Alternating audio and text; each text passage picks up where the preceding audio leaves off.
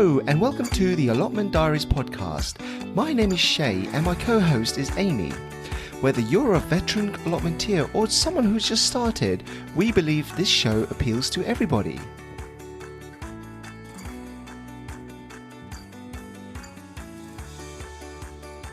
Hi Chay, how are you today? I'm good, thanks Amy. How are you doing? You're right? Yeah, I'm not too bad. Thank you. Good. How's your week been? It's been alright. Can you actually believe that we're on episode 4 now? We're not. Is it episode 4? We're on episode 4. We've got our second guest on today, Ben Cross. Wow. Second guest, episode 4, and we still haven't killed each other. That's and we've had more than one listener. Yes. And from some listeners from different countries as well. It's amazing. Oh, so what countries have we got listeners from then? Oh, crikey. You put me on the spot. Sorry. Let me just quickly find... Let's give them a little shout out because maybe they'll actually carry on listening. Yeah. So what I should do is I'll shout out the country name and then you say hello in that language, yeah? It's a strong no from me on that one. Okie dokie, thanks. Right, let's go for it. And the locations. So we have United States. Hello. Yeah, this is going to be interesting. Netherlands. I can't do this because I'm just going to end up offending lots of people. Just keep on saying hello. Hello. What are you doing accent? Australia? Hello. Thailand? I can't do that. Okay, nice and easy one. Puerto Rico. Oh, yeah. Brazil? I think that's obrigado. I think they speak Portuguese. No, I think obrigado is thank you. Greece? Hello. Ireland? Hello. Wow. that was impressive. France? Come on, France. Sure. Yeah, there we go. Your GCSE French coming through. Strong. Italy? I don't know. Hello. I think it's ciao.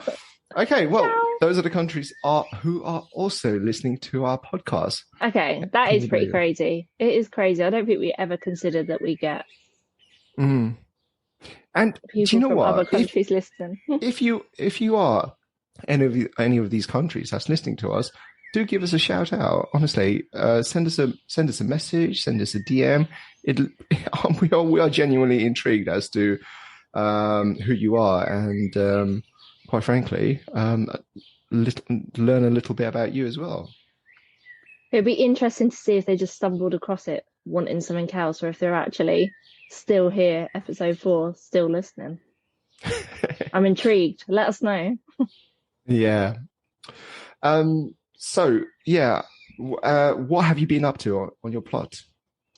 What have I been up to on my plot? So we've had quite a bit of wind this week, weather-wise. Wind? And we Wow, have. we Have haven't. you not had quite a bit of wind over the weekend? No, I mean Milton Keynes and London are not so far apart. No, they're not that far apart. But we did. We had quite a lot of wind, and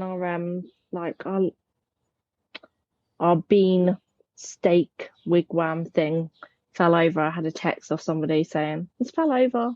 Our beans were all right, but we've had to fix that this week. Mm. What else have I been doing? How did you fix your bean wigwam? Well, I mean, I don't thingy? know. I definitely have fixed it. I mean, I could go back today and it's probably fallen over again. Was it staked it in the ground yeah. with some metal stakes and string.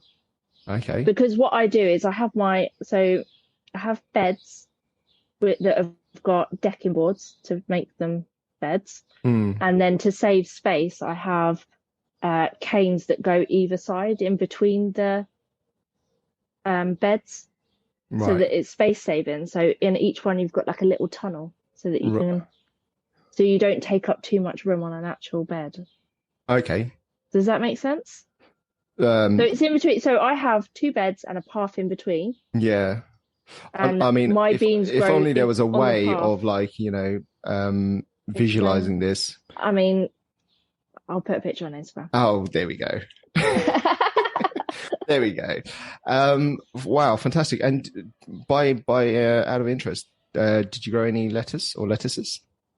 Do you know what? I had two lettuces, and Okay. I let them go too far and had to throw them because they'd got really big and bolted and they weren't good. So, okay, I've got Swiss chard and they have bolted as well. Mm. Now, what's wrong with eating the bolted thing? Is it genuinely not like advisable to eat it, or does it taste horrible? I Like, what's think wrong if with? you leave a lettuce too long, it kind of goes tough. So it Mm, just doesn't taste as nice. It's almost like I think it's like gone past its best, if I'm totally honest. So because it puts a lot of its energy into growing the flower where it's bolting rather than the right. plant. But I could be wrong. Shall we Google? Yeah.